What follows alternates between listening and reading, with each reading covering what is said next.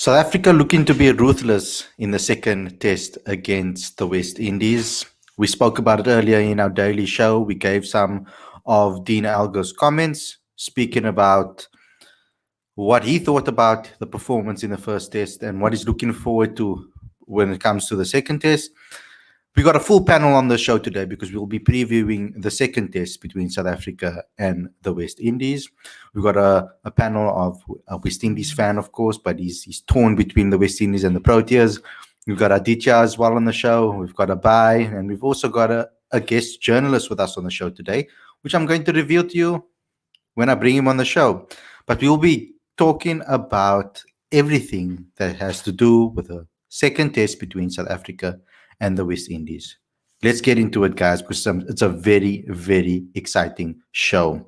Don't forget to obviously subscribe to the channel if you're new. Click on that notification bell for all future videos as well.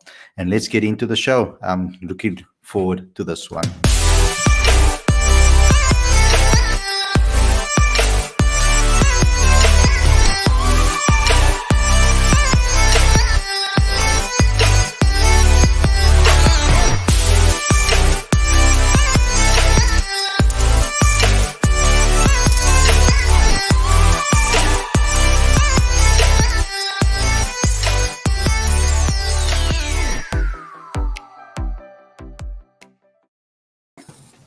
Hey guys, welcome to Cricket Fanatics Magazine, and this is your preview show. I'm your host Khalid. It's the show where we talk about all the major talking points when it comes to the South African Test series. Obviously, we're going to be talking about that in depth, and as you can see, we've got a special guest with us today, Tinus van Staden. Been waiting to bring him on the channel for so long right now. Welcome to the show, buddy. How's it, Khalid? I'm so glad to finally get an invitation to join you. I thought you didn't like me anymore. That's why you never invited me on the show. But thanks, man. It's nice to be here. Yeah, of course. It's great to see you again. I mean, since that interview that we had on the field so long ago, I was waiting for an in-depth analysis, a show where you can obviously show your skills when it comes to cricket journalism and your insight into South African team. Because, I mean, guys, you need to go check it out. I mean, he writes in Afrikaans mostly, so it's one of those situations. Follow him on Twitter, though, because he gives some excellent insights. I mean, your English articles, are there any that they can go and check out? What happens sometimes is when I write for Rapport, the Afrikaans Sunday paper, then the sister paper, City Press, will translate it into English. Or when we write stories on Network 24, sometimes Sport 24 lifts it and then they translate and aggregate it. So yeah. Yeah, so I've seen that happen. So guys, just keep an eye on all those channels because we're going to be talking about all of that today. And as you see, Ravi Reddy over here, chilled as ever, coming late to the stream. Now joking, he just went to go sort out his connection there before he came on. But we're going to be talking about obviously the preview. This is the laid back preview. I want to have a chat with all of you. So Tinus, you were in that press conference, and you've been in every single press conference, of course, for the Proteas. I just want to, I know we hear the same things over and over again from the captains that speak, but I think this, for me personally, listening to it, there's a slight difference when it comes to Dean Algo in his approach now as a captain than when we hear him in press conferences as a normal player. Yeah, I mean, the one thing about Dean Algo is a straight shooter. What you see is what you get. What really impresses me about him is he has a very, very clear vision. He brought back a bit of. He says a lot that he would like South Africa to go back to some of the old school values of the Proteas. It's sort of obvious saying scoring hundreds and taking fifers, but I mean, it really boils down to that. And I mean, it was excellently on show in the first test. And yeah, I mean, what a great result for him to get as in his first test as captain. Yeah, and I think Aditya, we spoke about it on our show previously about that, and because I was talking about how we're going to get to that level again that South Africa that we all know about. You know, we want to get to that level of cricket where we just dominate other teams, where we have that ability. And I like that Dean Algo's thinking with a ruthless mentality because, I mean, we would like to see a clinical win in that second test to show that ruthlessness. Yes, some people may say, no, it's the West Indies. The West Indies are not maybe settled at the moment. But I would like to see us go out there and just completely destroy them once again, because it just sends a message to the rest of the world that we are not to be taken lightly. Ravi, let's get into you before I get to the other guys. Let's talk about the West Indies, what you expect from them. I'm going to put on the screen the new squad. There's obviously 2 extra names that have been put into the squad now, replaced obviously the Shannon Gabriel over there and Darren Bravo as well. Just talk about the changes over there and if you're happy with it. Yeah, thanks, Khalid. And thank you for having me on the show once again. Yeah, look, I think these are the guys that we've been talking about leading up to the second test. You know, they were sort of the missing ingredients or missing elements, if you will. Case in point, you've got Shannon Gabriel there, who, funnily enough, made his debut in South Africa during the summer of 2014-15. Actually cemented his place there. He and Kimar Roach are the traditional bowling openers in the test outfit, and he was kind of like the missing element in from my point of view, at least last week. And I think he's going to add significant value. He grows in with significant pace and bounce, which is something that Jaden Seals was doing last week. And I think the conundrum that the West Indies will have is whether or not Seals gets the axe after quite an impressive debut, and they could very well go with experience and just choose Gabriel over him. Or they might even make an executive decision and say, you know what, good old Rakeem Cornwall, unfortunately, we're not going to go in with 2 spinners this time round. We'll go in with 1 and possibly bring a specialist batter in place of Cornwall. And more than likely, you might see Darren Bravo make a return into the team. He has a habit of scoring runs against South Africa, and this could very well be another event in which he does so. Now, guys, before you go after me and say, hey, Shannon Gabriel's not going to bat at number 3. Look here, I didn't put it in order of the batting lineup. It originally was, but I wanted to show the change in the squad of who came out, and obviously he came in and who came in and who went out. So, of course, you know, that's what the West Indies is going to do. I think it's a good option to have an extra seamer into this stack, because I think on this wicket we could see spinners, yes, or maybe if the game goes to 3 days or 4 days, maybe then you can maybe say yes, the spinner will come into action, because we saw a little bit of turn there in the first test, but I don't think the days went on long enough to be able to really see it. Keshav maybe come to the play, but he played a big role still in that test, I think, and it's something that I like to see us still play with a spinner no matter what the conditions are. And Boucher said that in a previous press conference at detail that you were in, when he spoke about that, and he said that no, he's always going to play with 1 spinner at least. Yeah, absolutely. And I don't even think it's a debate anymore, you know, where in the test match it's sort of dangerous to go in with a one-dimensional, you know, only pace attack sort of thing. And if you go back to a couple of days ago when England decided not to field a spinner in their test match against New Zealand, you know, Shane Warne went up in arms saying that, you know, the Gabba, which has traditionally been renowned for fast bowling, was one of the best places to spin. So I'd use the same argument and say that it's very hard to play a test match without a spinner, and certainly one of the quality of Keshav Maharaj, you know, who made his debut in Perth and certainly made an impression on everyone there. So yeah, absolutely, you know, spinner has to be in that team.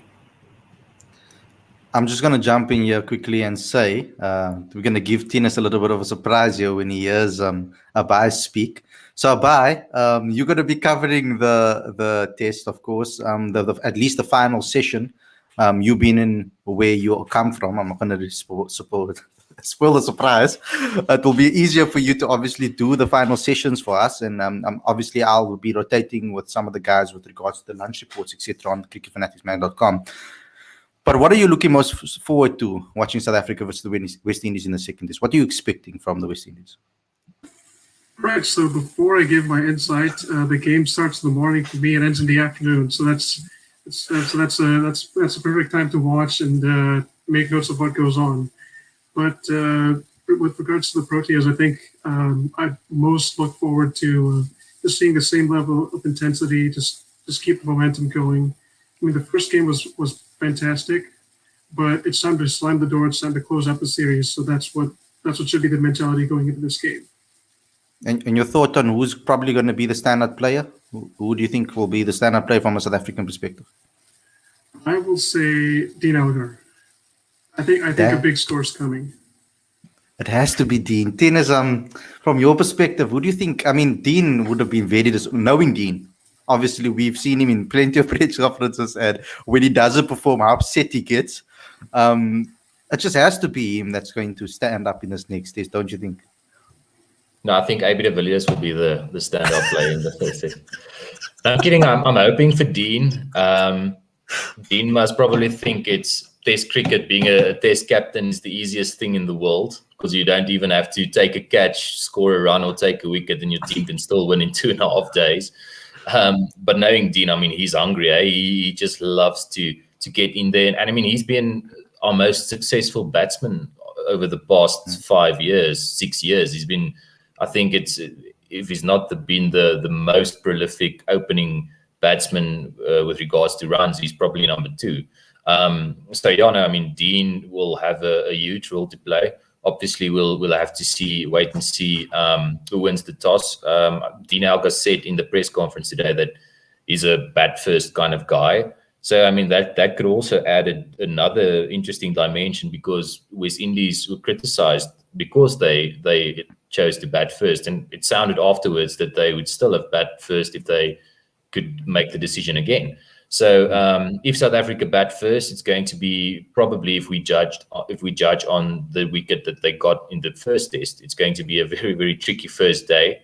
So I mean, if they can get stuck in, and if Dean and Aiden can grind it out, then yeah, hopefully they can set it up. And if they bowl first, well, they should just keep doing what they did in the first test. That was, I mean, the best bowling performance I've seen from the Proteas in a long, long time. Just the discipline that they had and the skill that they put on show.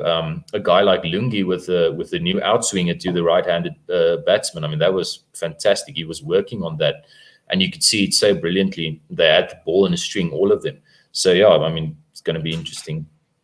Would you agree, Tinus, that you are starting to see the effects of Charles Langeveld as the bowling coach over here? Because, I mean, listening to what he's been saying in the press conference, he can be quite humble and sometimes quite straightforward as well. But, I mean, I'm starting to see something from his effect on this particular team.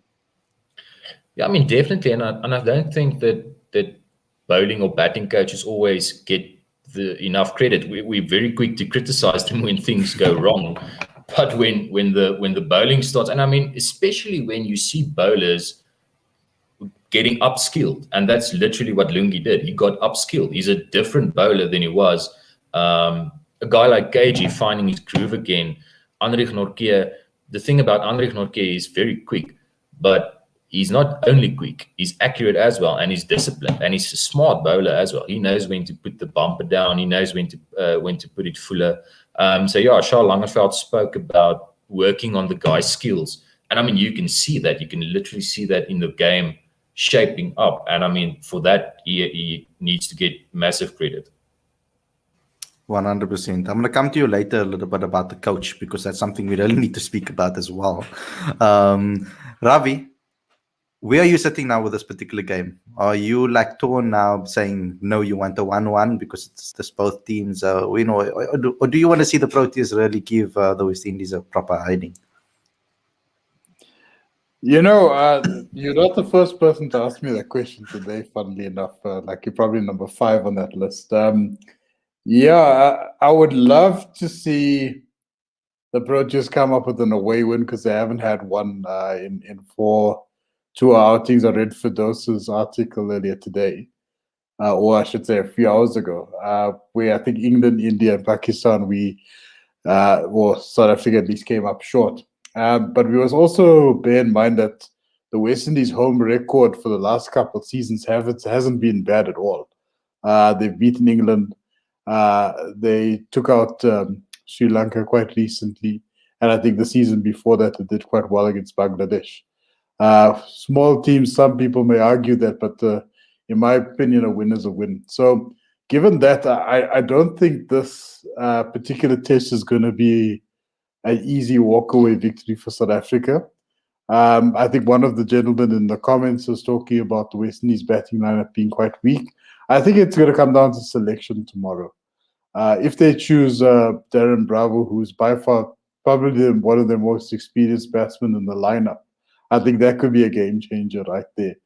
Like I said before, mark my words, you go back to the record books, Bravo has a habit of scoring runs against South Africa for some odd reason. I don't know if somebody said something to him years ago in the bowling lineup, and as a result, Bravo, who really wants to score runs against South Africa, whatever the catalyst may be, I think we might see something very interesting. And I think another comment I picked up, quite right, and I think Mash was here the other night and spoke about how Roston Chase and I think one other West Indian batter got over 20 runs in both innings, which is a shocking statistic, especially if you're the host nation or the host country in this case. I feel that this time around the batting lineup got the wake-up call of their lives, and I think they're going to respond in the best way possible. Perhaps a little bit more circumspect, a little bit more conservative in their stroke play. I don't think it's going to be as easy as the first test, but perhaps South Africa will squeak one past the Windies, be it in day 4 or day 5 this time around. And West Indies, if they want to beat South Africa, obviously play again. They have to play into their weakness. They have to exploit South Africa's weaknesses to get there. And there are some weaknesses in this lineup. There's certain ways to get Aiden out. There's certain ways to get Dean out. There's certain ways to get Rassie out. There are ways that they can do that to really exploit their weaknesses. How do the West Indies get a win out of this one? Can you see any way? And what would your advice to be as a fan to them? What would your advice be to them if they needed to take South Africa's? Because I think the only way they win this is a decent batting performance, but with the ball, they can really win this game as well. As Robbie said, it's going to come down to selection. And I do think the West Indies missed a trick in the previous game by playing 2 spinners, because I think that gave South Africa quite a bit of respite, where instead of on a seamer-friendly wicket, when you have 3 bowlers, unrelenting in their approach, and the seamers did bowl quite well. Jaden Seals, 19-year-old young player, he was fantastic. And Dean Elgar said in the press conference today that he doesn't seem like a 19-year-old who's made his debut. It seems like he's played quite a few games. So I do think that Shannon Gabriel should be playing tomorrow, and it would help to have Darren Bravo in that batting lineup as well.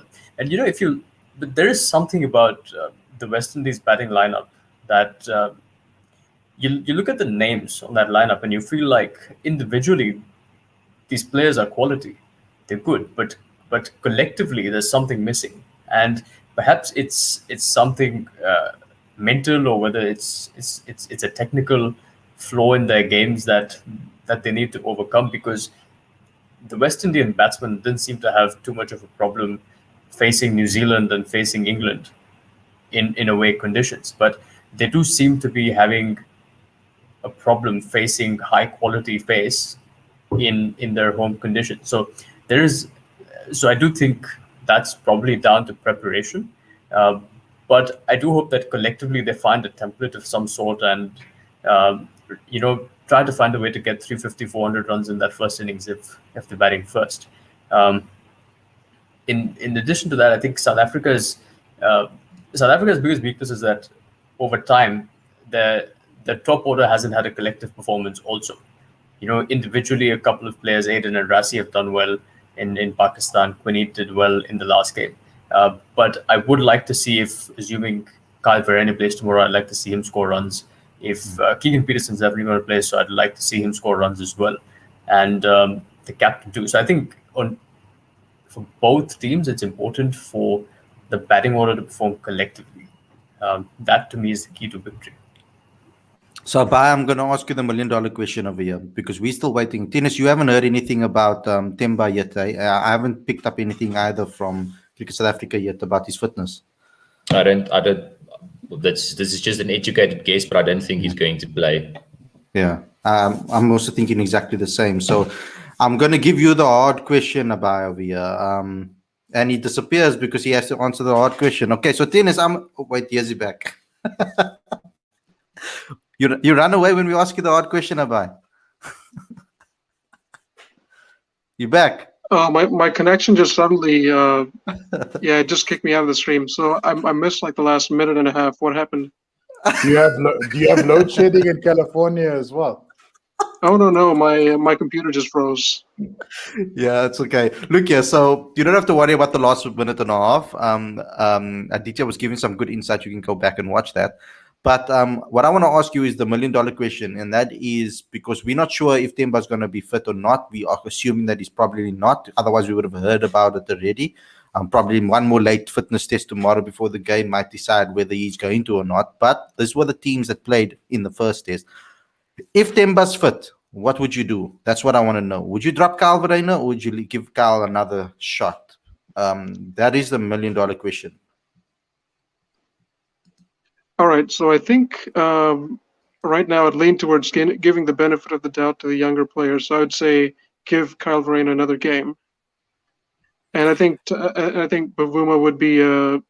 I think the time off could probably help Bavuma, and I think he can focus on the T20s. So I think that shouldn't be a bad idea.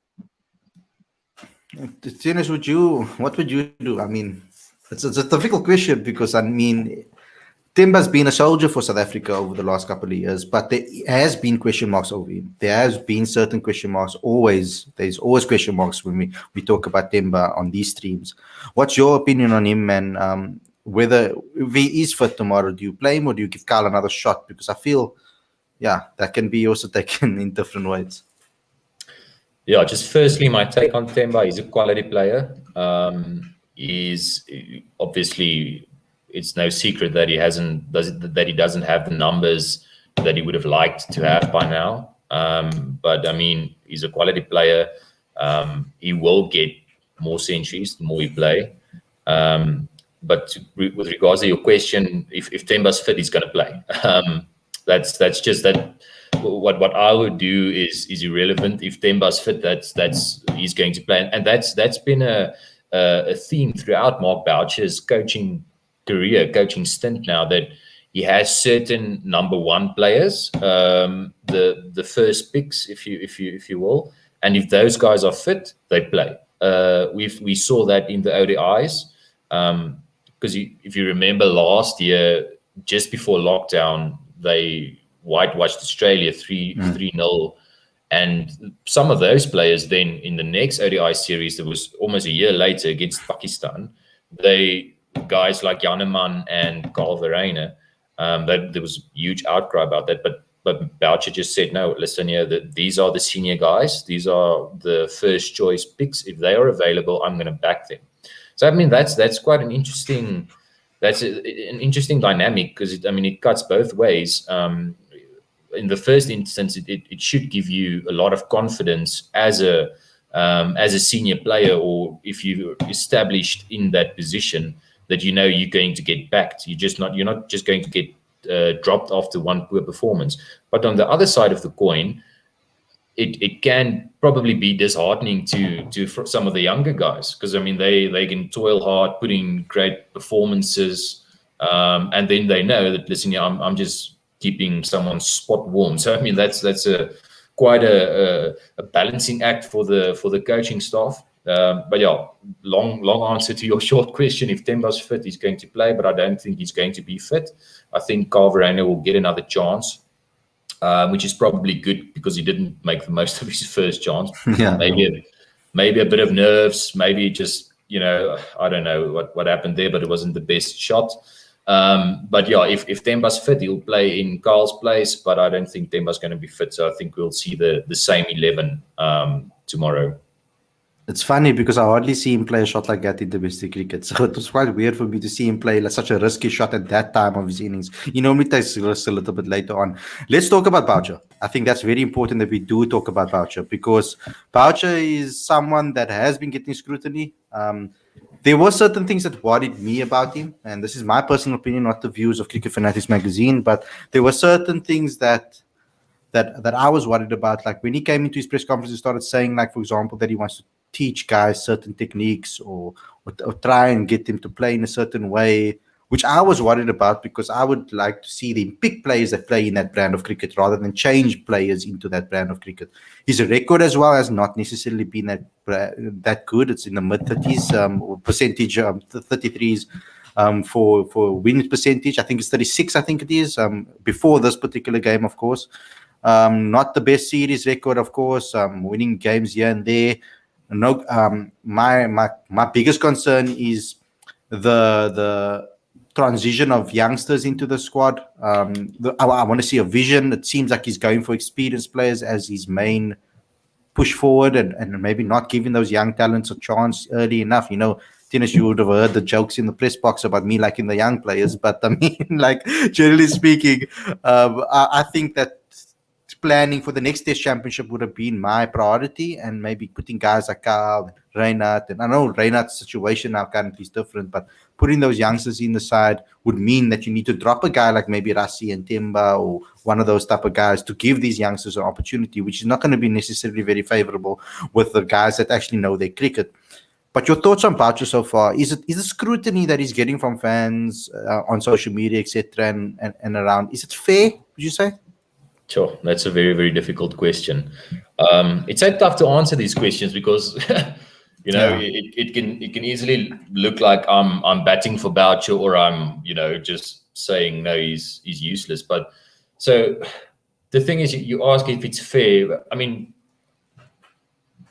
it doesn't matter if it's fair. The bottom line is, if you're an international coach of any team, of any sport, you are going to get criticism. If you lose, I don't have the figures in front of me now, but I think you only won 2 series and lost something like 11 or something, or 10. I shouldn't even say figures because I'm not sure. But it's something like that. If those are your numbers, then you are going to get scrutiny. Are there reasons for some of those losses? Yes, of course there are. A lot of players, we all know, retired. A lot of players wasn't available. But I mean, the bottom line is, South African sports fans, everybody wants to see victories. So I think it did get a bit hot in the kitchen for him. And now that's why they placed so much emphasis on this next sort of period. West Indies, Ireland, Sri Lanka and India. Those four series leading up to the T20 World Cup, they've put a lot of emphasis on that and saying, listen here, we're going to have our best team available now. Judge us on the performance we put on when we have our best team. What you raised some very interesting and valid points. I didn't necessarily interpret his words as he wants to change their techniques. I thought more that he meant he'd like to upskill them and add a few more shots to their arsenal, because there are a few players who had a few problems. A guy like Rassie had a very low strike rate against spin. You had a good average against spin, but a low strike rate. And I think a guy like Boucher added a few shots to Rassie's arsenal against spinners. With regards to younger players coming in, we have to remember also that I understand what you're saying, and I think especially also in the T20s and in one-day cricket, but in the Test arena, Rassie is 32, Temba is about 30, I think, Dean Elgar is 34. But that's not necessarily old for them, especially a guy like Dean who only plays Test cricket. He can still bat on for 4 or 5 years still. So I think what they are trying to do is they are firstly trying to get a squad established, because there wasn't a backbone. Hashim Amla retired, Vernon Philander retired. Faf du Plessis retired. A few years back, Dale Steyn, AB de Villiers. That's a whole backbone. JP Duminy, Mornay Morkel, that you suddenly lose. So the first thing that you need to get into place again is a backbone. Now you can ask, okay, but shouldn't Carl Verreynne be in that backbone? That's the $1 million question. But what do you do? What do you then do with Temba? Because a guy like Temba like I said, he's a quality player, and he's someone that's, for reasons of more than just cricket, is such an important player for South Africa, because he carries almost this beacon of hope for so many. He's almost. I think you understand what I'm trying to say. Yeah, 100%. He's more than just a cricket player. That doesn't mean he's just in the side because of those reasons. He's in the side because he's an important quality player. So what do you then do with him? What do you do with Rassie van der Dussen, who's played so well? So you have a few guys now that's starting to, come to the fore. And I quite also like it that they're now giving guys like Rassie and Keegan Peterson chances, guys who've toiled on the domestic scene for years and years, and now they're getting their chance. So I think the message is probably that, listen here, Carl Verreynne, Janneman Malan, we see you, but you just have to wait a bit longer. It's difficult. I mean, it's a very, very difficult thing. But I think we're starting to see a team taking shape. I think if Temba comes back and he can really cement down his place and play a few big innings, that bowling attack is first class. We're talking about a young guy, someone like Vian Mulder. They've clearly backed him now. He's now the number one all-rounder in South African cricket within the tests. So he can just grow from strength to strength. I think it's difficult, but let's give them a chance now. Maybe if they win this series, it's the first in 5 years away from home, and that'll also buy them a bit more time. Yeah, and it does buy them time, and I'm glad that you spoke over there to sometimes debunk some of the things that I've said, because I like it. Aditya, I'm going to go to you quickly before I go to Abai. I just want to say that when it came to, my scrutiny of South African cricket is when it came to the times where we did have those experienced guys in the team, I would have liked to see more maybe understudies come into the squad and learn. I would have liked to see them picking people on the bench maybe that are younger to learn from, like the Amlas and the AB de Villiers, etc. But then on the other end of that spectrum is that they need to also put up the run, so they can't be wasting their time sitting on the bench playing with South Africa when they should be scoring runs in 4-day cricket and showing why they should be picked. So it's a difficult situation over there. But Aditya, when you see a young person or new guy coming to the team, South Africa has kind of been very open to putting them in their positions that they think they should be batting and throwing them kind of in the deep end. We've seen it with Zubair Hamza coming in straight into number 3 position when he obviously got his debut. We've seen it now with Keegan Peterson straight into the number 3 position as a newbie. Rassie van der Dussen, the same thing happened to him, straight into a top position in that batting lineup. There's no protection when it comes to these youngsters, but maybe that's also because there's not enough senior players for them to protect them with. But then it obviously picks up the question, but what about Quinton and what about Temba that have been in the sides for long? Shouldn't they bat up the order? So that's an interesting discussion to have. Aditya, what is your thoughts? Are you happy that they're getting thrown into the deep end and learning quickly and not maybe being put at number 6 like someone like Pope got that opportunity against South Africa and England? It was put at number 6 as protection to get him used to the setup. It's a tricky question, and I don't know if there's a right answer, because if a player is slotted in at 3 or 4 and scores 100 on debut, then that's automatically the right answer. But if that doesn't happen, then did we make a mistake? So I don't know. That's a difficult question. My view personally is that it's good to have players sort of step out of their comfort zone a bit. When Virat Kohli when Virat Kohli was new to Test cricket, I don't want to say when he made his debut, because I think a lot of senior players were arrested when he made his Test debut. When Virat Kohli was new to Test cricket, he was batting at number 5, number 6, and then he came to 4. I think Faf du Plessis, he made his debut batting at number 7, and his analysis of that situation has been that he's never batted at number 6 or 7 for his domestic team, but it did push him out of his comfort zone and it did grow his game. Similarly, you look at the IPL, where he's never really opened the batting until he was slotted into that spot by the Chennai Super Kings. So I think there is merit to the idea that we shouldn't be too stuck on positions. That a player who's batting at number 4 in domestic cricket has to bat at number 4 in the national team. But I do think that ultimately you have to look at the best interest of the team and the role that is given to this particular individual. But it is $1 million question, and I don't know if there's a right or wrong answer to it. Abai, I want you just to add to that quickly. Yes. I want you to add to that quickly because while our next guest just get some time to settle in before I bring him on the stream, I just want you to just give some additives to that what Aditya said over there.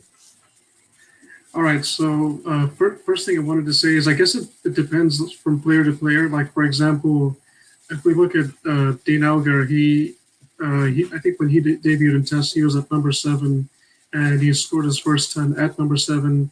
And a few more games down the road, he got to play his more natural role, which is at the very top of the order. I mean, I guess it depends. Some players are able to adjust better than others.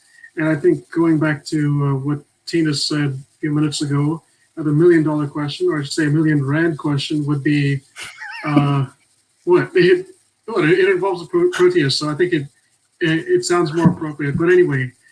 But you on the stream. Okay, so the youth versus experience debate, it's a pretty interesting one. I think at this point, a lot of the recent experienced newcomers to Test cricket, I don't think they've quite taken the stage by storm per se.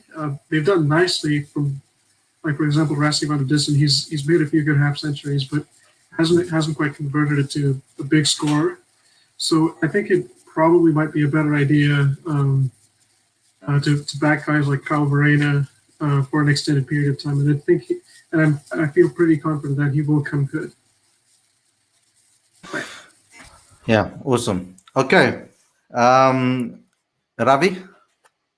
I mean, I know you're a big fan of Reina van Tonder, and you've been obviously asking about him, and we know that the reason, guys, he's not put on the bench. He would have probably played for SA if he didn't get sick, and he would have probably played in that side. Your thought on those points that they made? Yeah, it's a tough one, man. I go back to Tinus's point as well. I mean, guys like Rassi and Temba have proven their worth in the domestic setup and have earned rightful call-ups. It's very difficult to sort of crack the nod when you've served in the domestic setup for so long and have done very well doing so. And they were sort of succeeding the mainstays of the Proteas side at the time. So unfortunately, there is a pecking order. You know me, I'm a traditionalist. I'm a big fan of the Australian methodology. It's probably the only part of the Australian methodology in which I'm a fan of, where they bring in veterans into the Test team. We saw Chris Rogers coming and making his debut at 31, 32. Mike Hussey is exactly the same. And I'm a big fan of that. I like that. I think it's a good match for Test cricket, and really, I think that's how I see Kyle and company getting full-time roles. Is when they're on the border of about 29, 30, they'll probably be mainstays in the team. Unfortunate for Kyle. Not getting the debuts then. Or not getting the chances then. Kyle got his debut. He got his debut. It's like a Hashim Amla thing, man. Like Ash made his debut in 04 and suddenly you didn't see the bra again for 2 years, then he came back, It's going to be like that, man, So the guys will just hang in there. The guys will get their call up. It's just a bit tough. What I can say is that when it comes to these retirements, it's almost like a mass exodus, because 13 we saw Carlos go. 12 was the unfortunate accident pouch, and then 14 Biff went. It was like that. It was like a domino effect, like vital roles, like just sort of disappeared. Vital players just disappeared, and it happens that way sometimes. Okay, so I'm going to bring you some help. We need some more West Indies flavor, and we need to get more West Indies identity over here so that we can understand how the West Indies are going to play over here. So I'm going to be bringing our next guest. He's a Brian Lara. Tell me it's Brian Lara. Come on. Come on, guy. It's better than Brian Lara, bro. That's our Caribbean Cricket Podcast guy. Yeah. Right back again. Yeah. We back. Awesome, man. Thank you for coming on the stream. I know you were busy and taking your time to come on the stream. I'm very excited about this. New squad, not new squad, but maybe 2 additions to the squad. I spoke to Ravi about it. I want to hear your thoughts. How do you guys beat South Africa? How would you approach it if you were coach? Is it selection or is it maybe a change in mentality? So if we look at the selection first and foremost, thanks for putting up on the screen. So Darren Bravo is back, that's going to be controversial for a few West Indian fans. I'm a big fan of Darren Bravo, but there's going to be controversy around it, which I can touch on in a minute. And obviously, more importantly, Shannon Gabriel is back, and obviously Alzari Joseph is out, and Nkrumah Bonner is concussed. With regards to the squad, it's going to be really interesting to see what they do for the selection tomorrow. Shannon Gabriel's playing, that's a certainty. No disrespect to the South African bowlers, but Shannon's the fastest out of both sides. When he's maybe there's a hint of debate over that, but I think when Shannon's properly cranking it, no one can bowl quicker than him in the match. So if you've got the fastest bowler out of the 2 squads, he has to play. So assuming Kieran Powell is dropped because he only came in as a concussion sub. Let's say Shannon Gabriel replaces him, and that's a seamer for a batsman, right? Shai Hope still opens. The bigger question mark is whether Rakeem Cornwall is going to play. Roston Chase, Rakeem Cornwall's a better spinner than Roston Chase, but if you know that a track is going to be dominated by pace, you don't play 2 spinners. South Africa didn't need anyone in addition to Keshav, so why would you go in with two spinners? So then the question mark, you can't drop Roston because he was the only batsman who showed any sense against South Africa. So I think there may be a question mark about dropping Rakeem Cornwall. And if that's the case, then I think Darren Bravo is coming in as well. So if we address Darren Bravo, because Shannon doesn't need an explanation, it's obvious that you're putting your premier pacer. Darren Bravo, for some in the Caribbean and maybe internationally, they'd say that Darren Bravo is on the decline. And the reason why they'd say he's on the decline is because they always point to the same stats. They always say, right, look at his last 2 years in international cricket. He's only averaging 11. But as I've grown tired of repeating this, but Darren hasn't had a consistent run in the side. They brought him back against England back in 2019 before he'd played any first-class cricket. He'd been out in the wilderness. He called our president at the time a big idiot. He was out in the wilderness of cricket. And when they brought him back, he had no first-class cricket behind him. It doesn't matter how talented you are. You could be AB and you come back to first-class cricket now having not played red ball in years. You're going to look out a nick. You've got to, no matter who you are, you have to play red ball cricket before you play international red ball cricket. That's my personal opinion. So Darren looked all out of sorts. Eventually he gets dropped after he gets concussion against India. Then he only returned. Then he didn't play in the tour to England because he opted out. Then he played in New Zealand. Then he opted out of Bangladesh. So he's never actually had a sustained run in the side where you can kind of definitively say this guy is finished.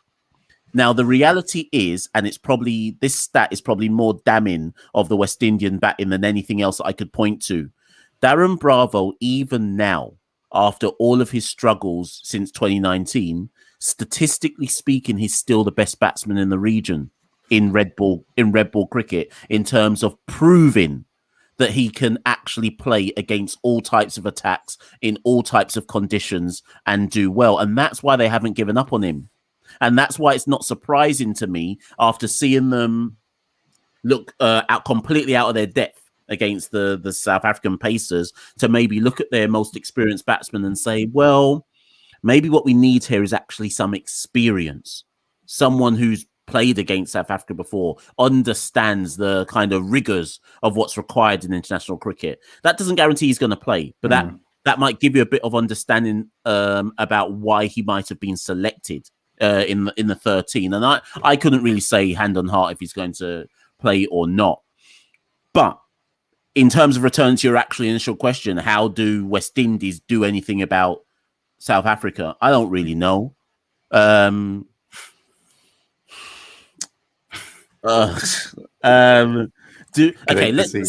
start here.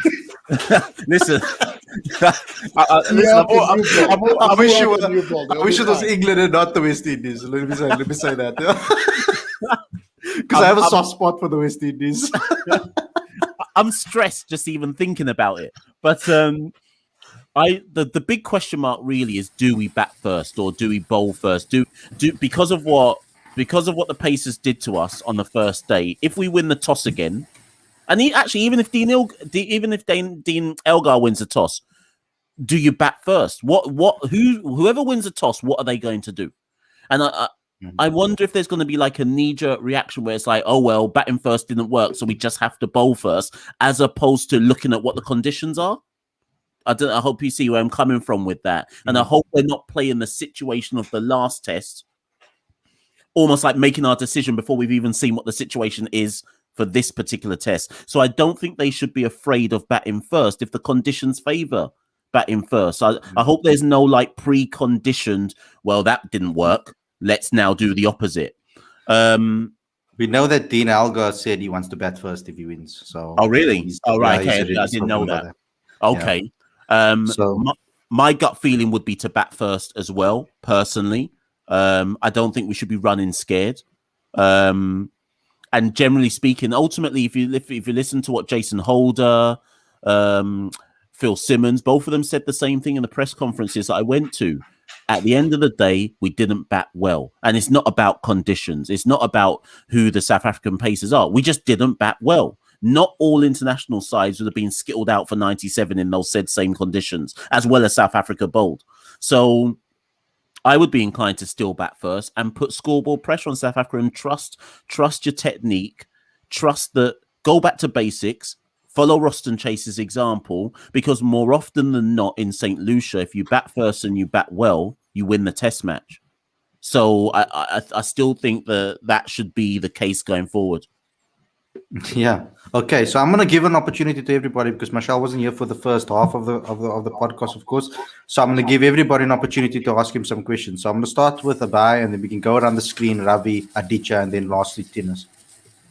Oh yeah. So I have one question for Michelle. So considering how the Windies batting has been struggling for quite some time, I tend to think along the lines of maybe picking players on talent and ability versus their returns in the first class scene. So I was thinking maybe pick someone like Nicholas Pooran, who's shown that he's a pretty good player at international level. Like he did well in the World Cup, for example. Do you think he's ready for Test cricket? So I'm going to kind of throw that back to all of you, as apart from Ravi, who's in both camps. But I'm going to throw it back to you as South African fans, in so much as I don't know if you've got an equivalent player in the South African setup who everyone can see is talented, but is yet to really do anything in red ball that can guarantee you could put him into the test. I don't know if you've got someone like that. Now, for me personally, if at this point in time you can't look at Nicholas Pooran and establish that he is I'm going to call him a generational talent. The way he strikes the ball in white ball cricket, and yes, it's a different form of cricket, but you mean to tell me that we can't all look at Pooran with the natural eye and recognize he's got some real talent? When we went to New Zealand, they took Pooran with them to play in the A-team games against New Zealand A. He scored a couple of 50s. That was his first class games in 3-4 years that he's played. He hasn't played any since. So if it was up to me, I'd be fast-tracking Nicholas Pooran. I don't know what we're waiting for. But there's this kind of rigid traditionalist thinking which says, well, if he doesn't do X, he can't get in the team. He's got to play red ball cricket. He's got to play red ball cricket. Whereas I look at our batsmen and go, where's the depth, though, that says that we can afford to keep him out? And like I said, I don't know if you've got an equivalent in South Africa where you can be like, yeah, we've got that same kind of player where we should have been fast tracking this. But there's too much traditionalism in cricket, which says you must have done things a certain way or you can't. Like AB, if AB suddenly came out of retirement and said, next 3 years, I want to play I want to play cricket, wouldn't you just put him straight into the test team? Okay, yes, he's 37, but if he was younger and he hadn't played any test cricket in a while, let's say he was 32, 33, you wouldn't put him straight back in because you know what he can do. Sometimes you have to subvert things. I've got a grudge against AB now. We've been hurt too many times, broken heart, and he's that one X that keeps on coming back and haunting us. I'm going to go to Aditya and then Tinus and then Ravi. But I can answer your question as well, Marshall, in reverse for me, because I think that in the T20 setup, we have a player like that. Someone like Zubair Hamza, who has been kind of ousted as a T20 player in domestic cricket in a way. Like even in the Mzansi Super League, he doesn't get picked up. But then we see him in a T20 challenge where the Proteas are back and dominate like he has. He hasn't really been given a chance in T20 cricket, for example. In the reverse, I feel like we have that. I think everybody has that type of players in the teams where they pigeonhole them into certain categories. Like you were a test player, you were a red ball player, you were a white ball cricketer. Where I don't think that's how it should be, but it's not for me to answer. Aditya, let's go and ask Marshall a question, and then Tinus, and then look for the Ravi.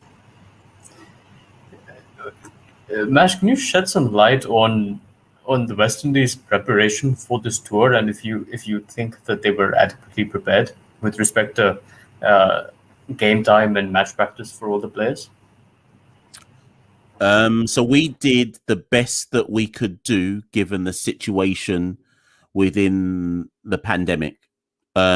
Ideal preparation would have been, and normally in this time of the West Indies cricket calendar, we would have had a first-class tournament by now. And all of the different nations would have been playing each other in a round-robin competition, etc.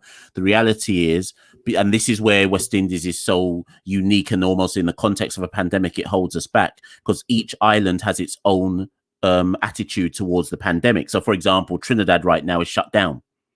So no sport can go on in Trinidad. Jamaica has only just allowed sport to return. Barbados has had sport for a while.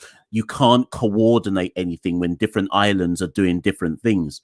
So the only way, or allowing different things, I should say. So the only way the Cricket West Indies could get around that was to say, right, let's select what on paper, I guess, are our 30 best red ball cricketers, bring them all to St. Lucia in a camp beforehand and play some best versus best, do an intense kind of high performance camp and then do a best versus best match. That's not adequate preparation, but there's nothing else we can do.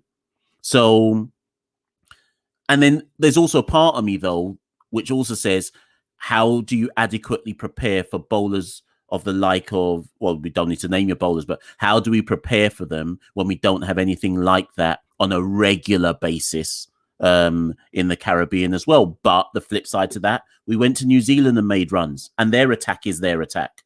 So in many ways, actually, if I answer your question, do you know what the preparation was? The first test was the preparation.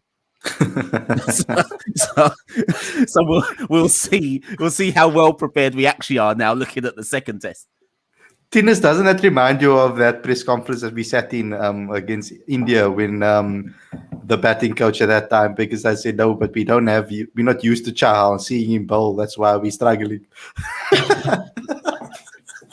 Yeah, that's quite something. Yeah, okay. Can I shoot with a question? I've got a difficult one for you. What do you think the West Indies team made of South Africa's response to the anti-racism campaign and South Africa's decision to give every player the choice? Do you think they were offended by some of the players' choices, or do you think they accepted their right to, you know, like Quinton said, make their own choice?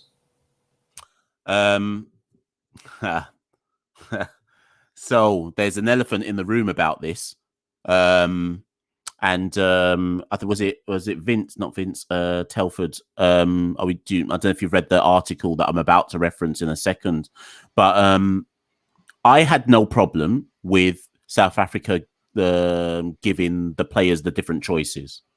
And to be honest, solidarity can come in different forms. So it doesn't, because at the end of the day, doing a knee and if you choose to do a fist, it's a gesture highlighting injustice, obviously racial injustice, inequality, etc. But you can still make that same gesture. Some players obviously stood up with their fist in the air, etc. That's all the same thing to me. I would be lying, and I'm in my head as I'm even talking now. I'm trying to think, how am I going to word this? I think there are question marks over what Quinton de Kock was doing.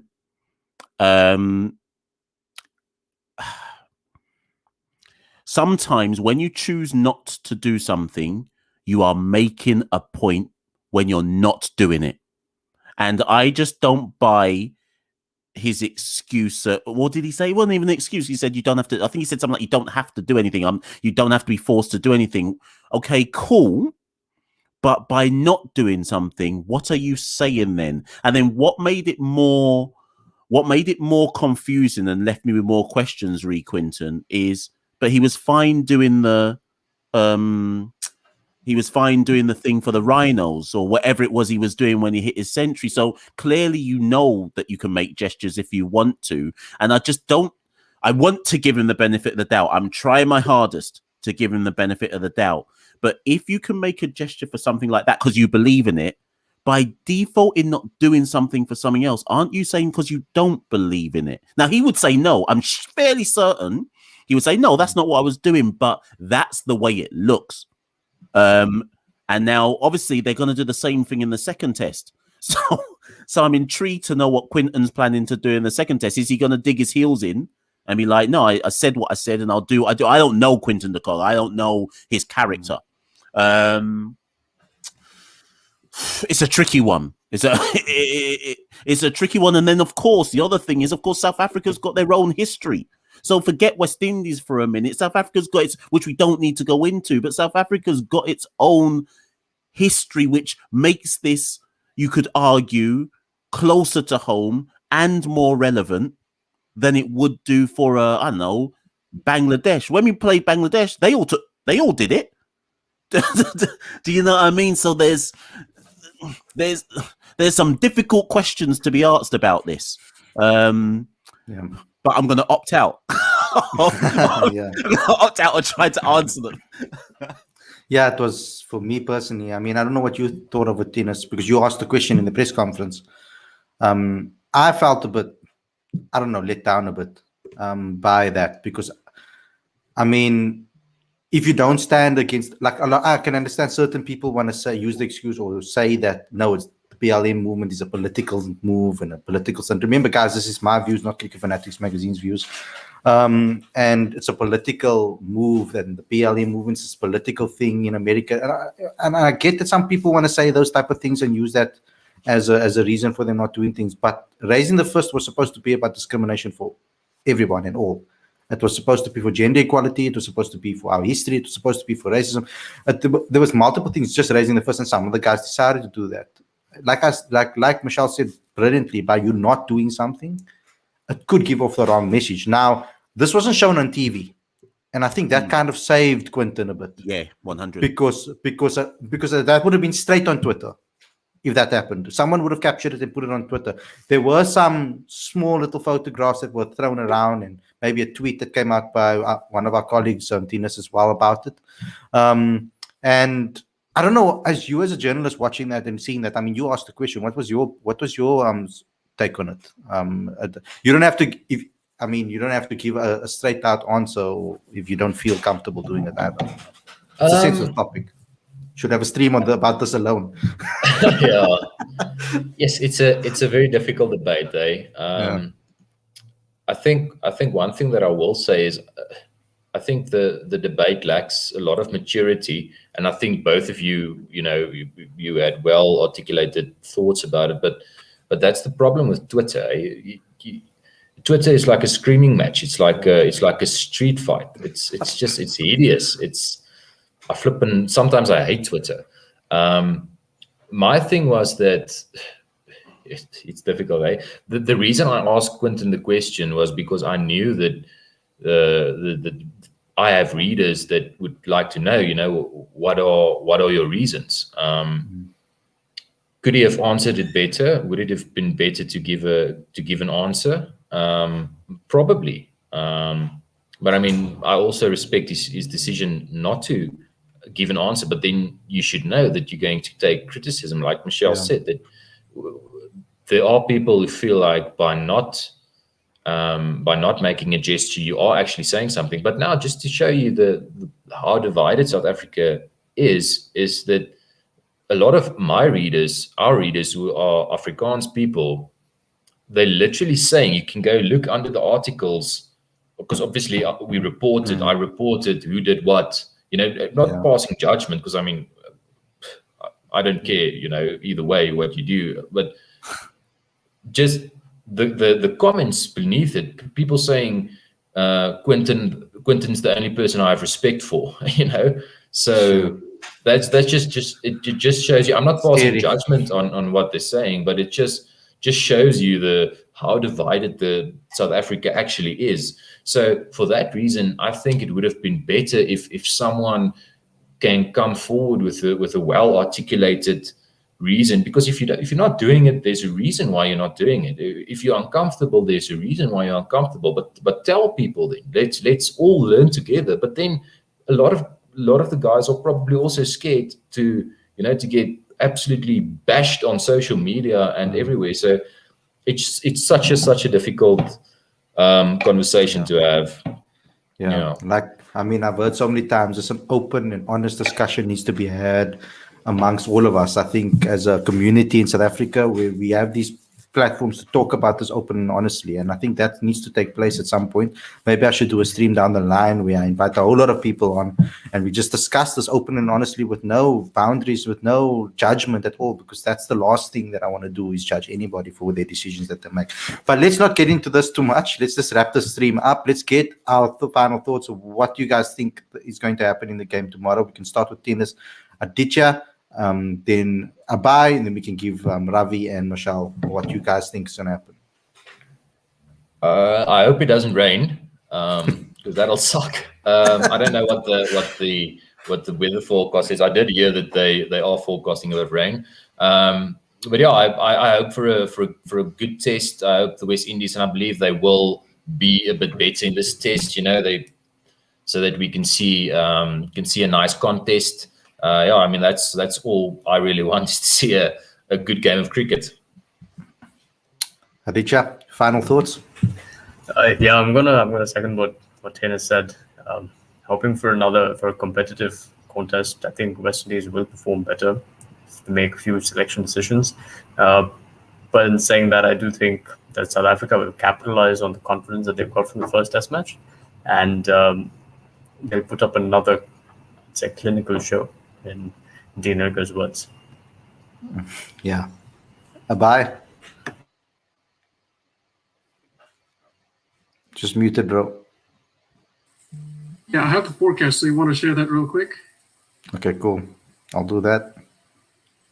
All right, so I think, so if we look at tomorrow, 34% chance of rain. So I don't think, Saturday, Sunday, I guess days 2, 3, and 5 might be a little bit, there might be a little bit of a chance of bad weather, but other than that, I think it should be an exciting test match. I'm fully expecting the host to put up a strong fight back. I hope it's nice and competitive, and fingers crossed the Proteas seal the 2-0. Yeah. Ravs.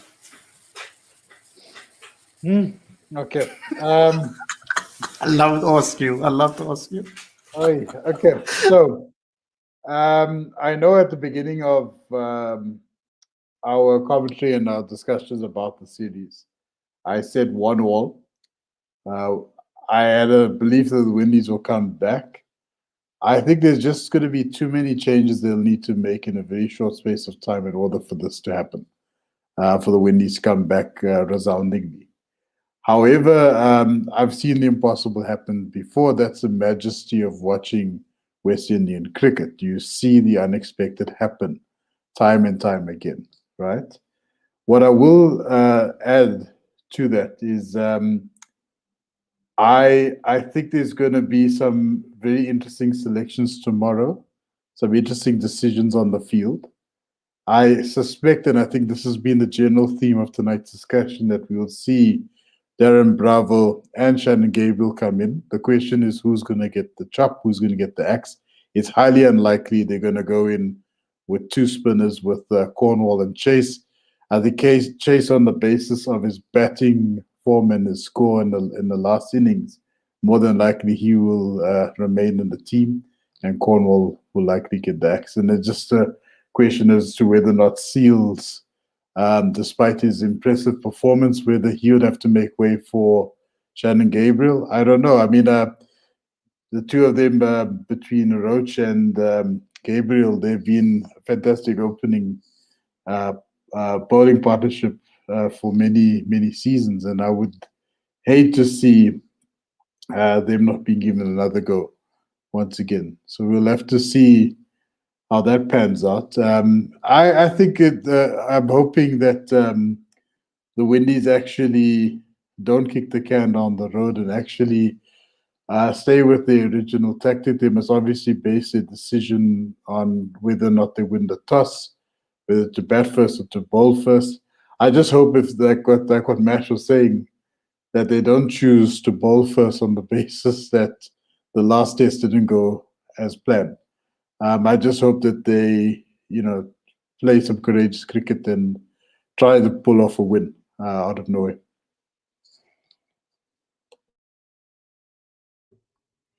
Well, unlike everybody else, I hope it does rain, and I hope that saves us from defeat.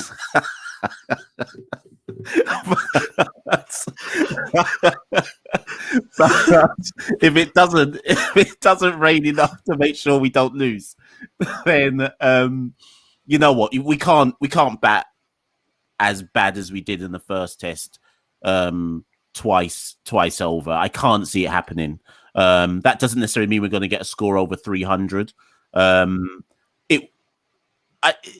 Listen, whether we're South African fans, whether West Indian fans, we want to see a more competitive second test, because there's nothing for, even if I look at it from a South African perspective, there's nothing to be gained by the bowlers just running through us again. You almost want to see your top 6 or top 7 face some kind of scrutiny, if you see what I mean, or be under pressure to make runs. As opposed to, well, West Indies are out for 97, we're obviously going to get more than that and we're going to win. So I'd like to see a far more competitive test match. I think there will be a more competitive test match. The problem with the rain then is if it does become more competitive, it could therefore mean it is a draw if it rains too much. So we'll see. Who will win? I've got to go West Indies. Come on. I've got to back up. I've got to back our boys. I've got to believe that we're going to put up a more competitive test. But for that to happen, I think we have to bat first, and we have to put scoreboard pressure on South Africa and put their batting lineup under in some situation where they have to make runs, as opposed to we'll just make some runs. If you get where I'm coming from. Yeah.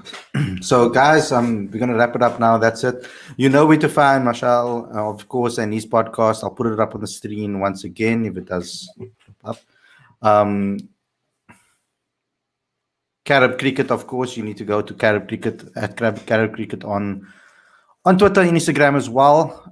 Tinus, you new on this channel for those preview shows. Where can they find you? I'm on Twitter on Tinus VS4. Yeah. Cool. Awesome, guys. So thanks a lot to everybody for coming on the show. Tinus, thank you for giving us so much of your time. It ran obviously a long time. Thank you, Michelle, for making it here to us as well.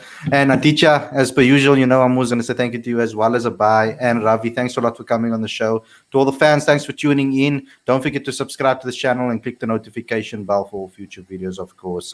We will be back again tomorrow.